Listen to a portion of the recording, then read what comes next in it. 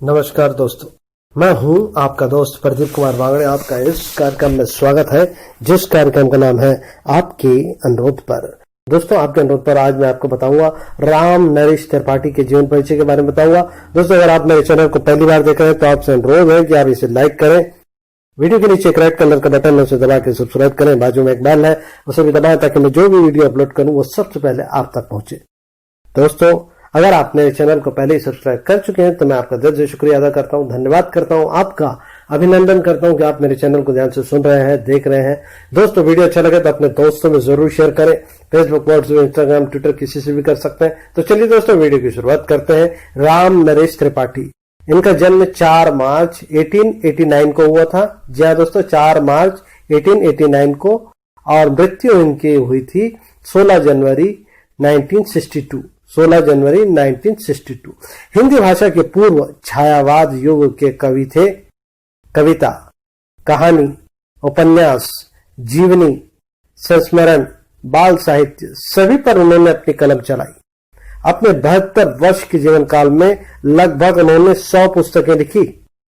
ग्राम गीत का संकलन करने वाले वो हिंदी के प्रथम कवि थे, जिसे कविता कौमुदी के नाम से जाना जाता है। इस महत्वपूर्ण कार्य के लिए उन्होंने गांव-गांव जाकर रात भर घरों के पिछवाड़े बैठकर सोहर और विवाह गीत को सुना और चुना। वो गांधी के जीवन और कार्यों से अत्यंत प्रभावित थे। उनका कहना था कि मेरे साथ गांधी जी का प्रेम लड़िकाई को प्रेम है और मेरी पूरी मनोभूमि को सत्याग्रह युग ने निर्मित किया है। बा और बापू उनके द्वारा लिखा गया हिंदी का पहला एकांकी नाटक था। उत्तर प्रदेश के सुल्तानपुर जिले के ग्राम कोयरीपुर में 4 मार्च 1889 ईस्वी को एक कृषक परिवार में जन्मे राम नरेश त्रिपाठी का व्यक्तित्व एवं कृतित्व अत्यंत प्रेरणादायी था। उनके पिता पंडित रामदत्त त्रिपाठी धार्मिक व सदाचार परायण ब्राह्मण थे। भारतीय सेना में सूबेदार के पद पर रह चुके पंडित रामदत्त त्रिपाठी का रक्त पंडित राम नरेश त्रिपाठी की रगों में धर्म निष्ठा, कर्तव्य निष्ठा व राष्ट्रभक्ति की भावना के रूप में बहता था। दृढ़ता, निर्भीकता और आत्मविश्वास के गुण उन्हें अपने परिवार से ही मिले थे। पंडित त्रिपाठी की प्रारंभिक शिक्षा गांव के प्राइमरी स्कूल में हुई। कनिष्ठ कक्षा उत्तीर्ण कर हाई स्कूल व निकटवर्ती जौनपुर जिले में पढ़ने गए, मगर वह 10वीं की शिक्षा पूरी नहीं कर सके। 18 वर्ष की आयु में पिता से अनबन हुई, वो कलकत्ता चले गए। पंडित त्रिपाठी में कविता के प्रति रुचि प्राथमिक शिक्षा प्राप्त करते समय जागरूक हुई थी। संक्रामक रोग हो जाने की वजह से वे कलकत्ता में अधिक समय तक नहीं रह सके। सौभाग्य से एक व्यक्ति की सलाह मानकर वह स्वास्थ्य सुधारने के लिए जयपुर राज्य के सीकर ठिकाना स्थित फतेहपुरी ग्राम में सेठ राम वल्लभ नेवरिया के पास चले गए।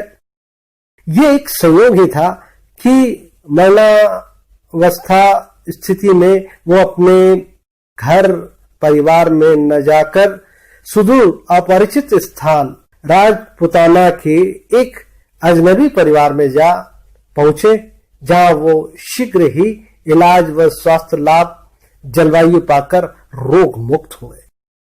पंडित त्रिपाठी ने सेठ राम वल्लभ के पुत्र की शिक्षा दीक्षा की जिम्मेदारी को कुशलतापूर्वक निभाया। इस दौरान उनकी लेखनी पर मां सरस्वती की मेहरबानी हुई और उन्होंने हे प्रभु अन्नदाता ज्ञान हमको दीजिए जैसी बेजोड़ रचना रच डाली, जो आज भी अनेक विद्यालयों में प्रार्थना के रूप में गाई जाती है। त्रिपाठी जी एक बहुमुखी प्रतिभा वाले साहित्यकार माने जाते हैं। द्विवेदी युग के सभी प्रमुख प्रवृत्तियां उनकी कविताओं में मिलती है।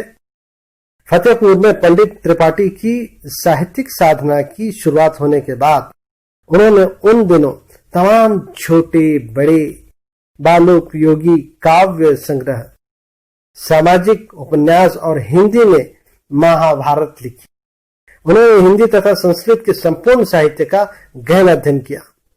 त्रिपाठी जी पर तुलसीदास व उनकी अमर रचना रामचरितमानस का गहरा प्रभाव था। वो मानस को घर घर पहुंचाना चाहते थे। बेढप बनारसी ने उनके बारे में कहा था, तुम तोप और मैं लाठी, तुम रामचरितमानस निर्मल, मैं राम नरेश त्रिपाठी। वर्ष 1915 में पंडित त्रिपाठी ज्ञान एवं अनुभव की सच्चित पूंजी लेकर पुण्य तीर्थ एवं ज्ञान तीर्थ प्रयाग गए और उसी क्षेत्र को उन्होंने अपना कर्मस्थली बनाया। थोड़ी पूंजी से उन्होंने प्रकाशन का व्यवसाय आरंभ किया। पंडित त्रिपाठी ने गद्य और पद्य का कोई कोना नहीं छोड़ा तथा मौलिकता के नियम को ध्यान में रखकर रचनाओं को अंजाम दिया। हिंदी जगत में वो मार्गदर्शी साहित्य के रूप में अवतरित हुए और सारे देश में लोकप्रिय हो गए। उन्होंने वर्ष 1920 में 21 दिन में हिंदी के प्रथम एवं सबसे अच्छी राष्ट्रीय खंडकाव्य पथिक की रचना की। इसके अतिरिक्त मिलन और स्वप्न भी उनके प्रसिद्ध मौलिक खंडकाव्य में शामिल है। स्वप्नों के चित्र उनका पहला कहानी संग्रह है। कविता कौमुदी के 7 विशाल एवं अनूप संग्रह ग्रंथों का भी उन्होंने बड़े परिश्रम से संपादन एवं प्रकाशन किया। पंडित त्रिपाठी कर्म के धनी ही नहीं बल्कि कर्मशूल भी थे। महात्मा गांधी के निर्देश पर वे हिंदी साहित्य सम्मेलन के प्रचार मंत्री के रूप में हिंदी जगत के दूत बनकर दक्षिण भारत गए थे। वो पक्के गांधीवादी, देशभक्त और राष्ट्र सेवक थे। स्वाधीनता संग्राम और किसान आंदोलन में भाग लेकर वो जेल भी गए। पंडित त्रिपाठी को अपने जीवन काल में कोई राज्य की सम्मान नहीं मिला, पर उससे भी कहीं ज्यादा गौरवप्रद लोक सम्मान तथा अक्षय यश उन पर अवश्य बरसा। उन्होंने 16 जनवरी 1962 को अपने कर्म क्षेत्र प्रयाग में ही अंतिम सांस ली। पंडित त्रिपाठी के निधन के बाद आज उनके गृह जनपद सुल्तानपुर जिले में एकमात्र सभागृह पंडित राम नरेश त्रिपाठी सभागार स्थित है, जो उनकी स्मृतियों को ताजा करता है। कुछ अनमोल कृति के नाम बता देता हूं। मिलन 1918, पथिक 1920, मानसी 1927, स्वप्न 1929, ये सब उन्होंने लिखी थी। इसके अलावा कहानियां लिखी उन्होंने, तर्कस, आंखों देखी कहानियां और बहुत सारी लिखी उन्होंने। उपन्यास लिखा उन्होंने, वीरांगना, वीरबाला, मारवाड़ी, नाटक, जयंत, प्रेम लोक, वफाती चाचा, व्यंग, दिमागी अय्याशी, सप्रो के चित्र और अनुवाद उन्होंने गुजराती में किया है। तो दोस्तों उन्होंने बहुत सारा लिखा हुआ है। तो उम्मीद करता हूं मैंने आपको जो जानकारी दी वो आपको जरूर अच्छी लगी होगी। तो इसी के साथ अपने दोस्त प्रदीप कुमार बांगड़े को इस कार्यक्रम से जाने की इजाजत दीजिए। नमस्कार, जय हिंद।